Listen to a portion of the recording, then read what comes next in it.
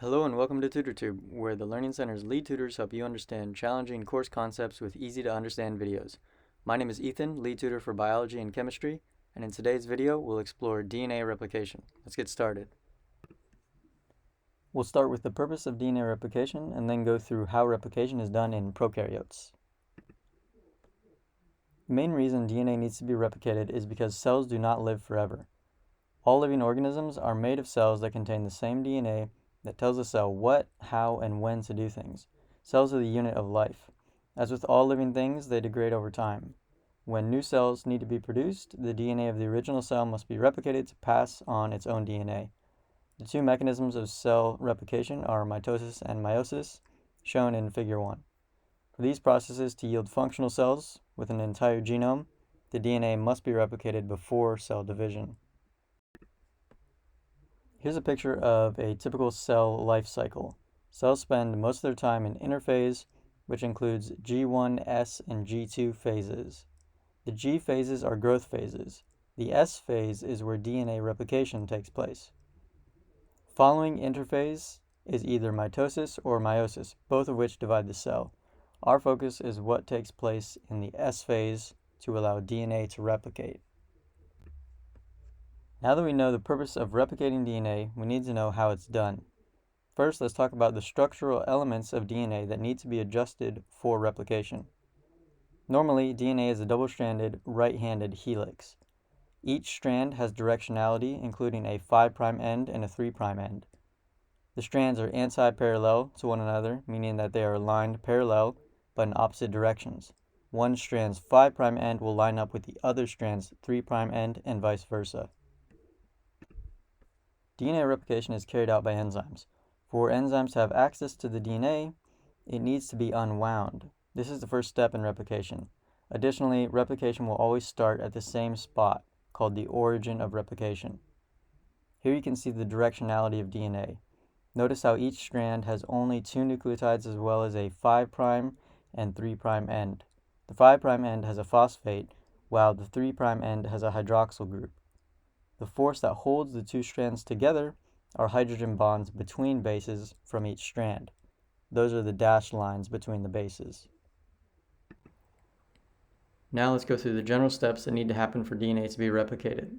First, the DNA must be unwound. Second, small RNA molecules called primers must bind.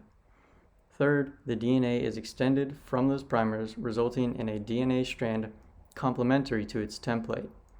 Since both strands are used for replication, we'll end up with an exact copy of the original double strand of DNA. Be sure to notice that each resulting strand is half template DNA and half newly synthesized DNA. We call this form of replication semi-conservative because half of the new strands are the old strands. Here's the process of DNA replication as it happens all at once. We'll go through the steps within this diagram one by one. As stated previously, the first step is to unwind the double helix of DNA. This is done by an enzyme called helicase. Most of the time, when you see a biology term that ends in ASE, it's an enzyme. Helicase works by breaking the hydrogen bonds between the two DNA strands. The next enzyme that acts is primase. Primase puts down an RNA primer at the beginning of the origin of replication. This is necessary because the next enzyme that actually extends and replicates the DNA is DNA polymerase III, and DNA polymerase III can only replicate the DNA with an existing primer. DNA polymerase III, shown here, depends on the hydroxyl group found on the primer to start replication. DNA polymerase can also only replicate in the 5' to 3' direction on the growing DNA strand. Another important enzyme is topoisomerase. Topoisomerase relieves supercoiling of the DNA. As DNA is unwound by helicase, the ends of it will begin to coil tighter and tighter. This tension is relieved by topoisomerase by placing a cut and reattaching the DNA together. Next is DNA polymerase I. This is a different enzyme than DNA polymerase III.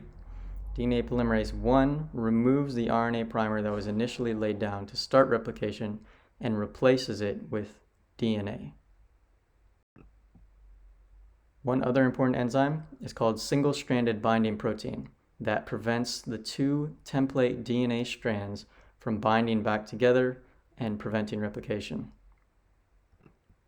Finally, the last step is to ligate the newly synthesized strand together.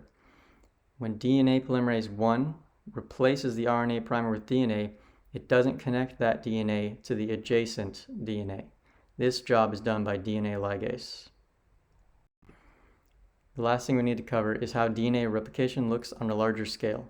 Since DNA polymerase 3 can only replicate the DNA from 5' to 3', there is a leading and a lagging strand that results on each strand being synthesized. The leading strand is synthesized in the same direction as the direction that the DNA is being opened up further and further. The lagging strand is synthesized in the opposite direction, so it must set down a new primer each time more of the DNA becomes available, as it is unwound by helicase. This means the leading strand will have only one primer, while the lagging strand will have multiple primers. These fragments of new DNA that form on the lagging strand are called Okazaki fragments. Be sure to notice that the whole reason we have a leading and lagging strand is because the DNA is only being replicated in the 5' to 3' direction. All replication events will have the same structure, where the two leading strands are on opposite corners of the replication bubble and the two lagging strands are on opposite corners of the replication bubble. Here are the references for the images used in this video. Thanks for watching TutorTube. I hope you enjoyed this video. Please subscribe to our channel for more exciting videos. Check out the links in the description below for more information about the Learning Center, and follow us on social media. See you next time.